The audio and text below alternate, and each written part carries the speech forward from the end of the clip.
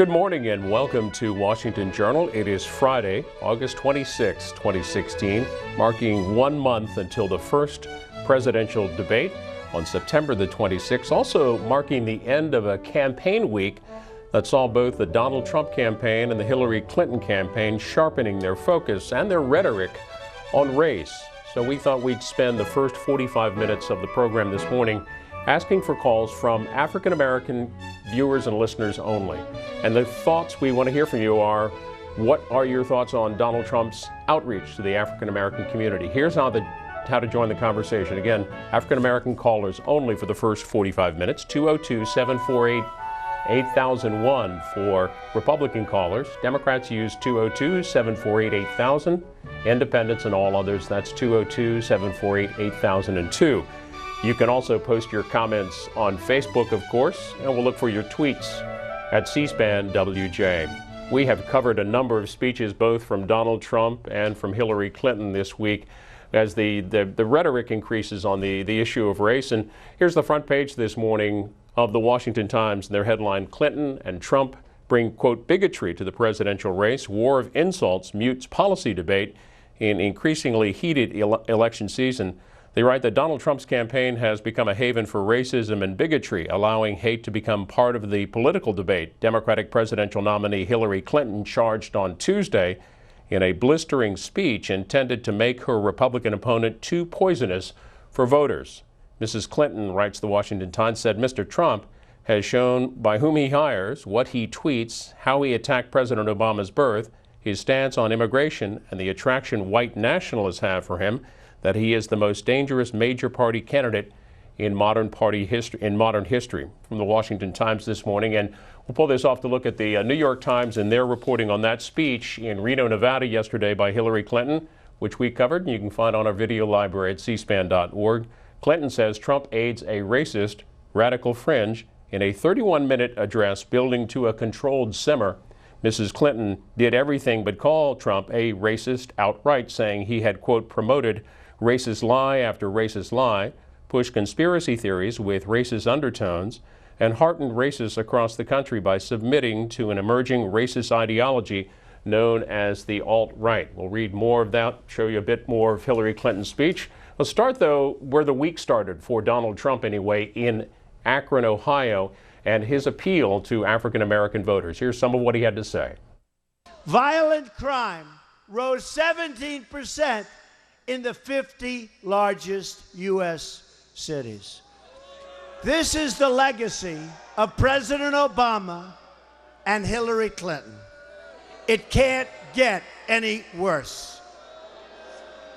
To those suffering, I say, what do you have to lose in trying Trump? What do you have to lose? I will fix it. I will fix it. I will fix the problem.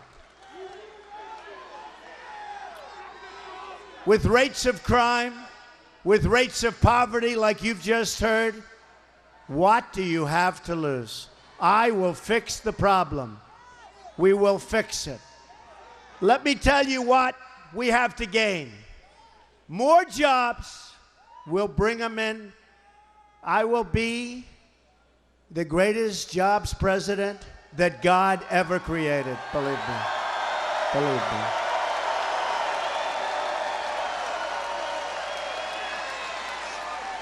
Higher wages and a massive reduction in the terrible crime plaguing our inner cities. We are going to turn it all around. Give Donald Trump a chance. I say this to the African American community. Give Donald Trump a chance. We will turn it around. We will make your streets safe, so when you walk down the street, you don't get shot, which is what's happening now. Donald Trump in Akron, Ohio, asking the African American voters to give him a chance. His words, and we're asking our African American viewers this morning and listeners for the first 45 minutes to call in and your thoughts on his outreach. We go first to Lori, who's a Democrat in Tampa, Florida. Good morning. Good morning. Go ahead, Lori. I just don't believe his gall, really. He's stereotyping the black community, and in front of a 90 to 99% white audience, he's not talking to black people. He's talking against African Americans. Why is he stereotyping African Americans as jobless, hopeless, we're criminals, we can't walk down our neighborhoods without being shot? That is a stereotype that he has played on with other minority groups, and I feel quite frankly, I'm insulted. He's not talking to the black community. He's talking about the black community to the people that he wants to draw into his campaign, which is not African Americans. It's the moderate white Americans who are on the fence right now. Lori's comments reflective, too, of opinion writer Clarence Page in the Chicago Tribune, his piece a couple of days ago titled, Donald Trump Talks About Urban Blacks, Not With Them. Here's Lisa in Duluth, Georgia. She's on our Republican line. Lisa, good morning. Go ahead. Good morning. I totally disagree with the lady from Tampa. Donald Trump did try to talk directly to the black community. In Chicago, he couldn't because the Black Lives Matter group shut him completely down, and he had to cancel the event. I'm so saddened by black America. They don't realize that the Democrats have been so disastrous in every city, in every state, that has got high crime, horrible schools, mayhem everywhere. It has been run by Democrats. Donald Trump is exactly correct. Hillary Clinton and Barack Obama have done nothing for minorities. What they've done is put black people in ghettos. They put Hispanics in barrios. They put Native Americans on Indian reservations. It's been a disaster. Black America, wake up and let's try Trump. I believe he is going to turn the ship around. He's going to bring jobs. He's going to eliminate criminals. He's going to kick out the criminals that have crossed our borders illegally. What else do you want? Here's Washington, D.C. Thanks for that call. Washington, D.C. Daryl's on an independent line. Good morning. Hi, good morning.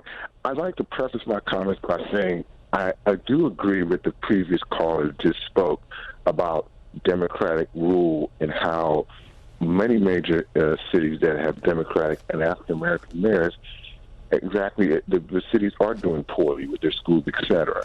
However, giving a person, let's review Donald Trump's history to give him a chance. He lost the lawsuit by the Department of Justice where he was discriminating against African Americans and Hispanic people in his housing areas. Everyone forgets the Central Park Five and his role in causing a fervor and asking for the execution of 5 young men that were actually acquitted of doing a crime that they never committed. We forget also that this whole tenor and tone throughout the entire time here has been one of racial divides and using race as a kind of catch and cold phrase to get certain parts of our republic to vote for him. He wasn't honest with his association with David Duke, knowing that he previously spoke negatively about him. And when asked about disavowing groups like the KKK, he says, I don't know what that group is, or I can't disavow groups that I don't understand. So someone who says he doesn't understand what the KKK is about, granted, Democrats have done, to me, a poor job as well in terms of making sure our communities progress. Mm-hmm. But the alternative is not to give this gentleman, who has a history of showing that he definitely has a problem. I'm not really sure he's a racist, but he certainly has used race and racial cold words in text. And Daryl, Hillary Clinton made some of those similar comments. Again, she spoke yesterday in Reno, Nevada. Here's some of what she had to say. In just this past week, under the guise of outreach to African Americans, Trump has stood up in front of largely white audiences and described black communities in such insulting and ignorant terms. Poverty, rejection, horrible education, no housing, no homes, no ownership, crime at levels nobody has seen. Right now, he said, you can walk down the street and get shot. Those are his words. But when I hear them, I think to myself, how sad. Donald Trump misses so much. He doesn't see the success of black leaders in every field, the vibrancy of black-owned businesses, the strength of the black church. He doesn't see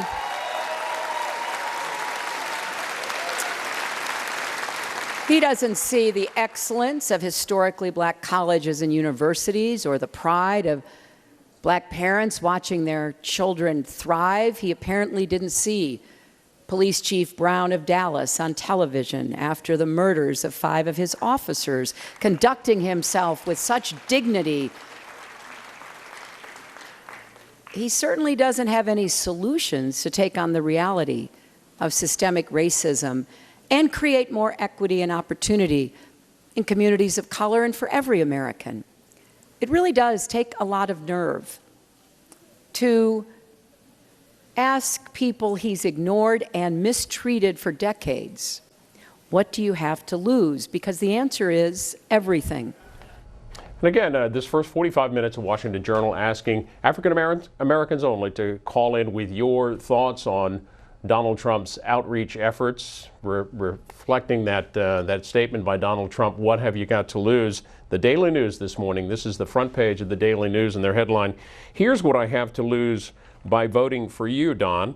And they lead to a piece by the Daily News opinion writer Leonard Green. I'll pull that off so we can read just a bit of what he had to say. He says, what I have to lose in no particular order, my dignity, my self-respect, my standing among family and friends, black or white, and anyone who has ever held me in high regard, my future, my children's future, their children's future, and number 7, my mind, number 8, my soul, number 9, all rational thoughts. That's the all rational thought. That's the opinion of Leonard Green from the Daily News. Let's get back to calls, though, and hear from Jerry in Detroit, a Democratic caller. Good morning. Good morning, and greetings from Motown. Anyway, in response to the caller from Georgia, she couldn't be not only more naive, but also more incredibly smug. So I've heard plenty of her white friends, I'm sure she has white ones, lament about all the problems in the supposed Democratic cities. I want to bring up a couple of issues. First of all, these problems would have existed regardless of which party was in control. And as far as Donald Trump's so-called outreach, he's speaking ironically about these issues to the very people who have always hated us, older conservative whites. And if Donald Trump thinks for even a second that black people are going to be buying the white conservatism that he sells, I think he's got another thing coming. And one last point, if I may bring up. White people always use a lot of revisionist history about the Democratic Party, and that's why they're going to see this propaganda film. I don't know if you're familiar with it. Dinesh D'Souza's Hillary's America, telling all sorts of distortions and lies about the Democratic Party. They seem to forget there was a party switch in that, and that was called for in '68 during Richard Nixon's presidential campaign. A lot of white people, including the whites who may be friends of the caller from Georgia, seem to forget that. I mean, all of these urban problems that they're talking about. What makes her think that a white Republican will do any better for those cities than a Democrat? Let's hear from another city, this time Richmond, Virginia, and Charles is a Republican caller there. Yeah, thank you. The question was, what do I have to lose? And I think the question may be, what have I already lost? Because I'm from the '60s, and Democrats were always more the racist groups and Republicans. So what happened in '68 when Lyndon Johnson became president, and when he after Kennedy, he signed the Voting Rights Act, Civil Rights Bill, and most of the racist Democrats went over to the Republican Party. I know it did change. But when you start talking about talking in front of white people and white audiences, I remember the bombings in Birmingham, and the white people generally, and I'm not a racist, by the way, they didn't really pay too much attention to what was going on in the South. They watched television, they could see all the fire holes and stuff, and when those 3 little girls got killed in that church, then it was a different attitude. So he said Trump talks to white people, and he doesn't talk to black people. Those whites can generally make the difference because they're the ones that got the money. I was listening to what happened in Baton Rouge when the policeman killed a man on the ground. The blacks were saying, what we're going to do is we're going to go somewhere else and we're going to boycott the city. Well, who are you going to boycott? I mean, you know, who are you going to boycott? Where are you going to march to? You know, you have to think about it. At home, I have a book called The Green Book. That's what black people use when they travel. Every city you could find businesses. Yeah. And you could find stores and especially places to stay. That's what blacks needed. So racism is something that you had to use. How recently would you have had to use something? This is a book that allowed you to stay in places that were friendly to. The last copy I got was 1960. I have a 1960 copy. If black people sort of threw it away in 1960. You could still holler at him, but I kept a copy because I knew that's 50 years ago. I knew that people want to see this novelty. What we doing as blacks? We don't have businesses. All we got is barber shops and beauty shops. And here in Richmond, Virginia, I don't think there's a black store that has a lottery machine. I love to play my numbers, and I said, where can I find a black store? So it was who are Richmond, Virginia. Who are the people that own the stores that you need to go to? Who owns that?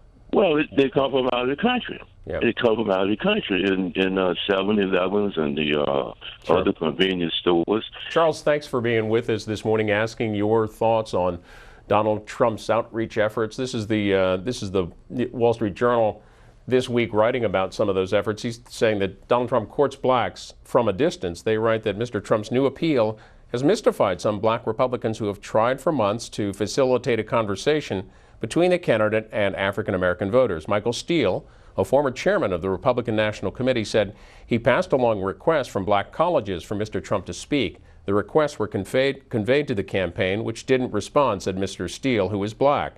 Quote, the fact of the matter is, it's something that you've got to be a little smarter about, said Mr. Steele, who said that he would vote for Mr. Trump. Quote, you don't go to a white community to talk about black votes. Hello, it doesn't make sense. The Wall Street Journal writes the Trump campaign in July appointed as director of the African-American outreach Omarosa Mangalo, who was a contestant from that first season of Mr. Trump's show, The Apprentice. They say that she would answer questions about her work for the Trump campaign over email, but didn't respond to questions from the Wall Street Journal. Back to calls to Bridgeton, New Jersey, and welcome to Walter on our Democrats line. Good morning.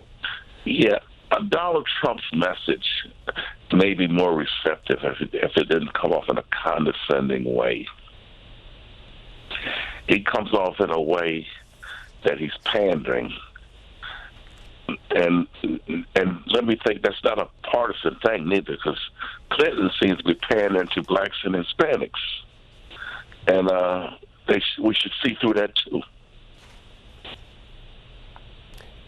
Okay, Walter, thanks for the call. Northport, Florida next up. Here's KJ, Republican caller.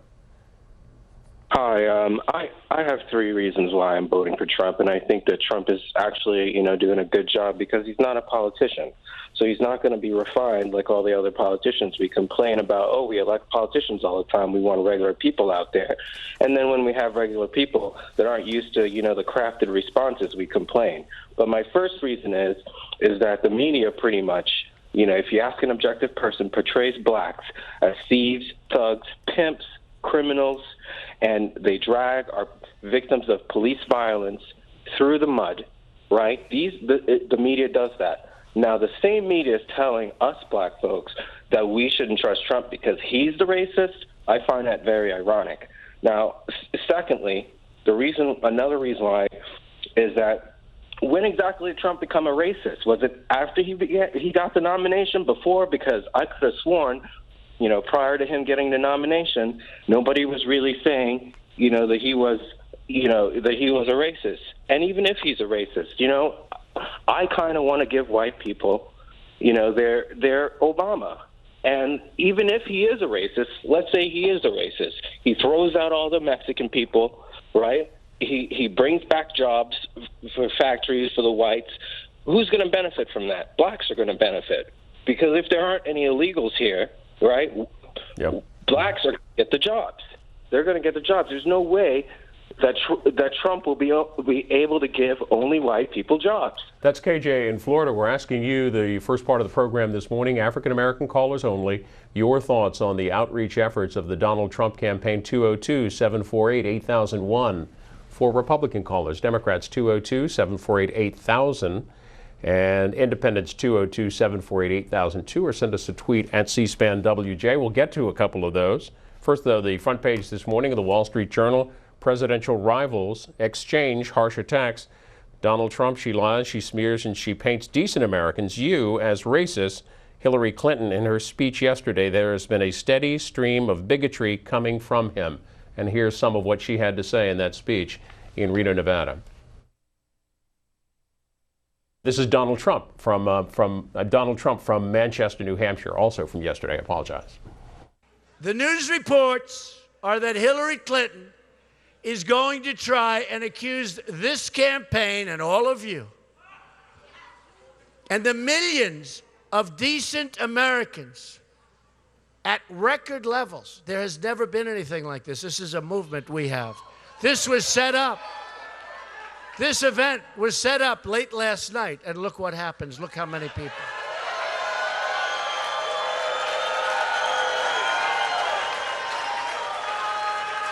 It's a movement, folks, like they've never seen before. And going to accuse decent Americans who support this campaign, your campaign, of being racists, which we're not. It's the oldest play in the Democratic playbook. When Democratic policies fail, they are left with only this one tired argument. You're racist, you're racist, you're racist. They keep saying it, you're racist. It's a tired, disgusting argument. And it's so totally predictable. They're failing so badly. It's the last refuge of the discredited Democrat politician. They keep going back to the same well. But you know what? The people are becoming very smart. They've heard it too many times before. All of that speech at cspan.org. Some reaction to the whole issue here in the Washington Post. And Virginia Governor Terry McAuliffe, the headline, Governor Terry McAuliffe sums up Trump's pitch to black voters as, quote, "Your life sucks."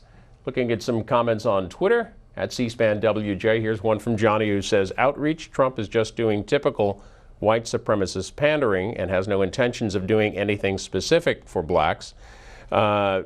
Fishman says that Hillary attacked Obama's birth certificate first. The reflection, too, of Jim, who says the Washington Times, the story we read earlier, must have forgotten that Hillary brought up the birther issue in 2008. Robert Craig says Trump's election strategy: build the wall, ban Muslims, embrace the fringe, flip-flop, and hire Breitbart goons. There are more at C-SPAN WJ. John is on the line in Faraday, Louisiana, independent line. First of all, good morning to C-SPAN listeners. I've been listening to C-SPAN now for over 25 years. Well, thanks. And I really enjoy listening to the program. I think it's about the best. I use it for news, for true news, unfiltered news. But in the situation, the conversation we dealing with this morning, what appalls me is that you get some, I don't call them black folks, I call them colored folks. You know, they after one thing, and that's materialistic things that's going to prosper them from a money standpoint. That's their support of Donald Trump because they think they're going to get some money or something materialistic to prosper them. They don't care about the people. They don't care about the children. They don't care about the elderly. They're not concerned about the veterans that are suffering. But the thing that really gets me is the fact that we have the largest group of evangelicals following this man and believing in this man, who are supposed to be the ones that's leading the way for righteousness. But yet, they are pandering to this man. And what's even more unsettling is the fact that these same people meet in church on Sunday mornings at 11 o'clock, don't want blacks in their churches. They say things that they don't want blacks to hear. Donald Trump is not concerned about black folks. Donald Trump is not concerned about the welfare and the prosperity of black folks. Donald Trump is a con man. He's a con man. And I've heard it said that the Antichrist, and it's a spirit of Antichrist, that the Antichrist will fool the very elect, those evangelicals and those so-called Christian preachers, black Christian preachers I'm speaking of, that's out there moving for Donald Trump are so sadly mistaken. Here's Lewis next up, Democratic caller in Colonial Heights, Virginia. Hello. Good morning, Lewis. You're on the air. Okay. First of all, I'd like to say to the Caucasians out there, they have to know the difference between a bigot and a racist. A bigot is a person that has less money and less education. A racist is a person that has education and money. So a racist can control a bigot. Most Caucasians in this country are bigots because they can't think for themselves. Another thing, Trump is nowhere near a billionaire. He got people believing he's a billionaire. He is not a billionaire. If he's a billionaire, I'm a trillionaire. Because I've read things about him and his wealth, and he ain't nowhere near where he say he is. And then another thing is, he says that he's going to bring these jobs back to this country. Well, let me tell you something, Caucasian people out there. Those jobs are gone for good. They ain't coming back here. Why should, if I was a business person with a business, why should I pay you people $15, $20 an hour when I can get people in Taiwan or wherever and pay them $2 an hour? Do that make sense? Donald Trump's polls nationally reportedly among African Americans under 5%, but looking some historical context on how Republicans have done with the black community, looking to 2008, based on exit polls among whites, President Obama 43% in 2008, 55% for John McCain. Among African Americans, 95% for Barack Obama and 4% for John McCain. In 2012, President Obama got 39% of the white vote. Mitt Romney got 59% of the African American vote. In 2012, the African American vote for Mitt Romney was 6% and 93% for President Obama. Back to your calls to Chicago. Your thoughts on the outreach efforts of the Trump campaign. This is a Republican caller. It's Donna in Chicago. Donna, make sure you turn down your television there. Mute your set. Go ahead with your comment. All right, we're going to move on to James, who's in Yulee, Florida. Democrats line. Good morning. Okay. James, you're on the air. Go ahead. Okay, what I have to say is very important. It's what's wrong with the black people, and I am black. they are lost from their self. Their identities have been taken from them. And where this is where I can show you where the identity has been taken from them, and they cause them so lost and confused. From Alan's son, Sis, and his great grandson Noah, and Ethiopia is Noah's grandson. And when you walk that down, you find out all those pictures in the Bible is that you see white people. All those people was black. Asking you this morning your thoughts on the Trump campaign outreach effort. Other news this morning on voting rights, the voting rights issue and voting laws in a number of states, a key concern among a number of people across the country. This one dealing with North Carolina. It's a Washington Post report. Justice decries North Carolina voting law in their high court filing. They write that the administration told the Supreme Court on Thursday that allowing North Carolina to use a restrictive voting law found unconstitutional by a lower court, quote, would inflict irreparable injury on minority voters in the presidential election. The Justice Department and civil rights group that challenged the law said North Carolina is complying with changes ordered by the U.S. Court of Appeals for the Fourth Circuit to stop that process. That acting Solicitor General Ian Heath Gershengorn, in a filing with the Supreme Court, would, quote, upend expectations and sow confusion among voters and poll workers. They write that it would take the approval of 5 justices to grant North Carolina's request to keep that law. That's from the Washington Post. Here's Mark in Columbus, Ohio, Independent line. Go ahead, Mark. Good morning. Good morning, sir. First of all, I'd like to say that I am not an African American. I was born in Columbus, Ohio. I am an American. All white people hyphenate our nationalities, people of color, when we know each and every white person in America is also an immigrant. America does not belong to you people. Now, to Donald Trump, there is no outreach. He is doing nothing but just playing with us. He has no concern about black people in America. All he wants to do is line his pockets. I agree with the individual who spoke about racism and bigotry. He's a bigot. There are very few races in America because, like he says, they don't have the finances. Donald Trump will do nothing but tear down this country. That is it. Thank you. Following his speech on Monday in Akron, Donald Trump this week met with a number of African American leaders. A tweet from Fox News on that meeting, Donald Trump said the African American community has been, quote, let down by Hillary and the Democrats. This is Bristow, Virginia, next up, and Allie's on the Democrats line. Welcome. Thank you, sir. Good morning. Good morning. I just find it very appalling to hear a lot of Republicans coming on C-SPAN telling black people to leave the Democratic Party to go to the Republican Party when they are running away in droves from the Republican Party. I'm not sure what I'm missing here, but something is wrong. Thank you, sir. All right. Here's next up Joseph in Springfield Gardens, New York. African Americans only. This is our Republican line. Joseph, good morning. Go ahead.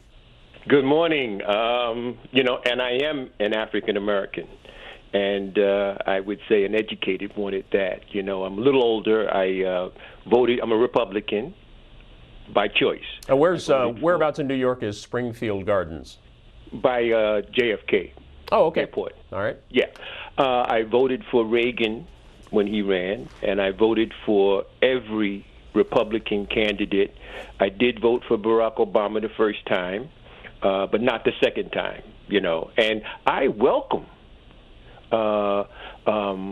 Trump's outreach to the African American community. Going back, I don't remember someone in the Republican Party, and I've been waiting for that. All these years, I've been waiting for a Republican to make an outreach to the African American community. I called into C-SPAN one day, and Peter asked me, he said, well, you're a Republican, you're African American. Have they ever reached out to you? Have they invited you into the big tent? And I said, no. I'm Republican because of my ideals, and I stick to my Republican ideals. I like the ideals of the Republicans and their platform. My wife is a Democrat, and she's voting for Trump. She wanted Bernie Sanders, and he's not in, so she's voting for Trump. Why is she voting for Trump? So, what did she tell you the reason is? She likes his honesty. She likes him being upfront, and she believes we need a non-politician. She's tired of the politicians, and she believes that he's honest and that she can trust him. You know, I'll tell you what I believe. I believe that he'll give a person an honest shot. And I think, you know, the first time he made the outreach to the African American community, it was very poor, it was very poised, it just touched my heart. Now the second time he did it, it was a little raw.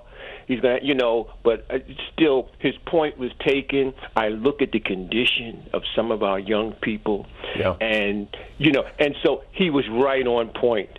And so. But Joseph, why don't you, Joseph, will you hang on the line for just a minute? I wanted to play you. You may not have seen this ad by the Hillary Clinton campaign. As a Republican caller, African American, sounds like you'll vote for Donald Trump. I wanted to get your reaction to the approach that the Hillary Clinton campaign is using. This ad was just released yesterday. Take a listen, look at it, and we'll talk after it is over in about a minute or so. Here it is. The reason a lot of Klan members like Donald Trump is because a lot of what he believes, we believe in. Donald Trump would be best for the job. For president? Yeah. I am a farmer and white nationalist. Support Donald Trump. Sending out all the illegals, building a wall, and a moratorium on Islamic immigration. That's very appealing to a lot of ordinary white people. Voting against Donald Trump at this point is really treason to your heritage. Will you unequivocally condemn David Duke and say that you don't want his vote or that of other white supremacists? I don't know anything about white supremacists, so I don't know. Trump named Steve Bannon as his new campaign CEO. Mr. Bannon is best known for his controversial Breitbart News, a campaign chair that ran a website that has become a field day for the alt-right, which is racist, and all sorts of other ists. The alt-right, which is the sort of dressed up in suits version of the neo-Nazi and white supremacist movements. A lot of what he believes, we believe in.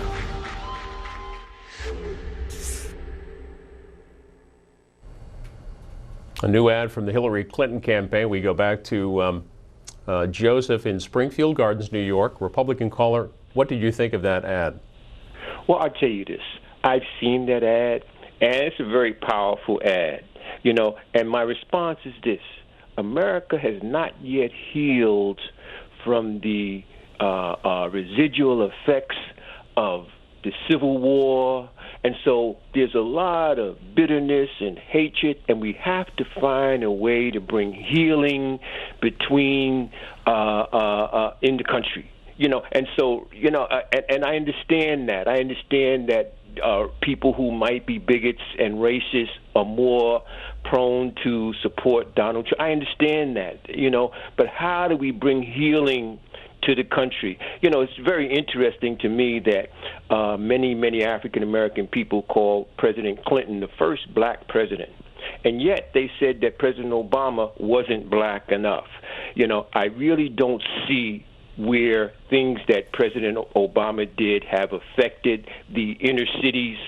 And so one thing I believe about Donald Trump is that he'll give a person an opportunity. So I'm very familiar with that advertisement and that line, and I just don't believe that all African Americans should vote for the Democratic candidate. And I believe that there's quietly, because if I say this out loud in my community, I'm going to catch a lot of flack, both with my family and in my community. Well, Joseph, thanks for talking to us about it. I want to let you know our Road to the White House coverage continues today here on C-SPAN. This time, the vice presidential candidate, Tim Kaine, the Democratic candidate for vice president. He's in Tallahassee, Florida, and our live coverage of that is at 2:15 Eastern. Also look for coverage this weekend of the Republican candidate, Mike Pence, over the weekend on Saturday here on C-SPAN. Back to calls and Rodney's in Houston, Texas. Good morning.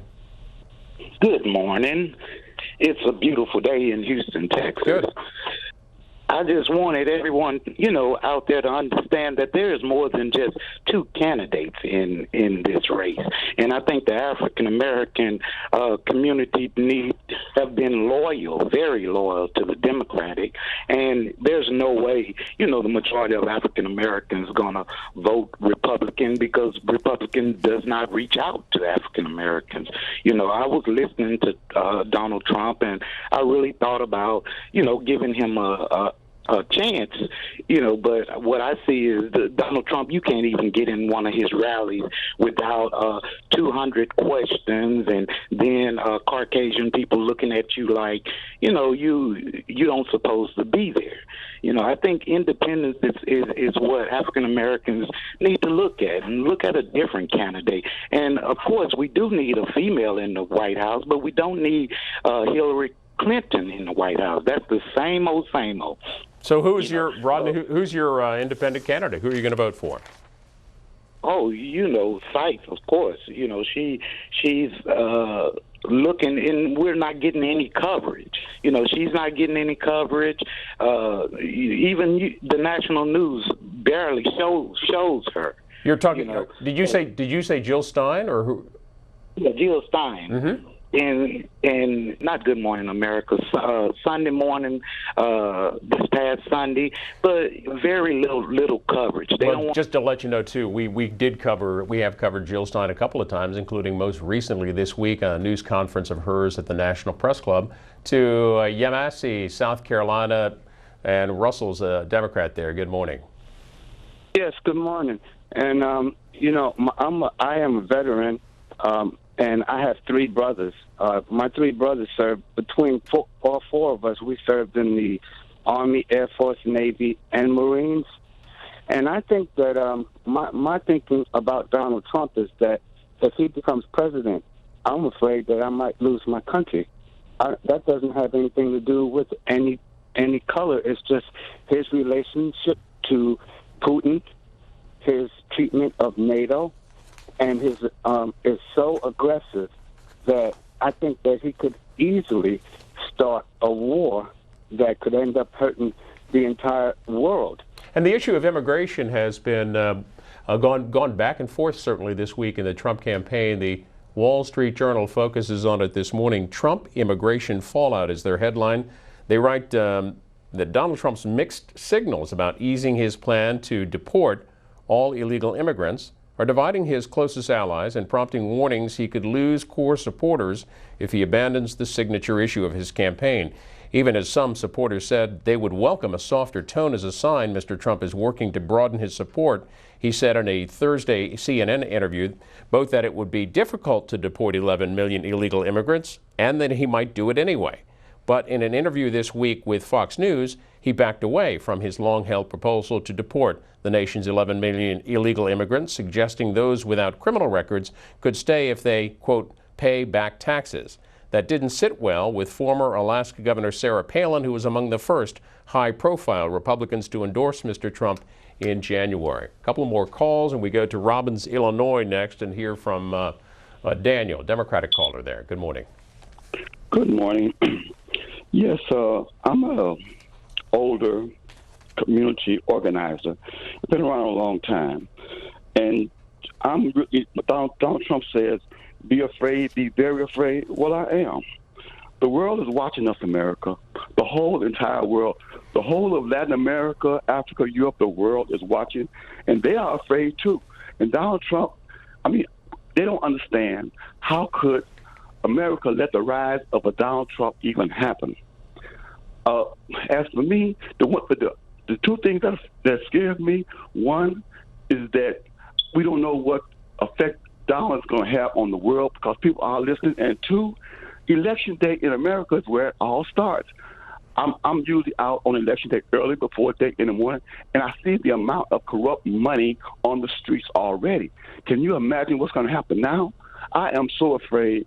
I think that it starts on election day, and it'll get worse from there if we let Donald Trump happen. Thank you. Well, let's get one more call. Richfield, Minnesota. CJ on the Republican line. Good morning. Thank you. Thank you very much for allowing me to get in on this one. The reason why I like Donald Trump is because of what he did to the Republican Party. He knocked out 16, 17 candidates that was running for the office. And he's not their friend. If he does win, the Republicans are not going to be on his side because of what he did to them and what he's been doing. But the other side of it is that most people like him that'll tell you what he's going to do, and I don't think he's a racist as much as Hillary is, because Hillary, she's been into the political game for 30, 40 years. She's a household name. She shouldn't even have to be doing some of the stuff that she's doing as far as accepting money from people and some of the things that she's doing. I don't trust her. I think she's more of a racist than he is. He's just saying it, but she's not saying it. It's that quiet person that you got to watch out for. CJ, appreciate your comments and all the thoughts this morning as Washington Journal continues. Still focusing a bit on the political campaigns, this time with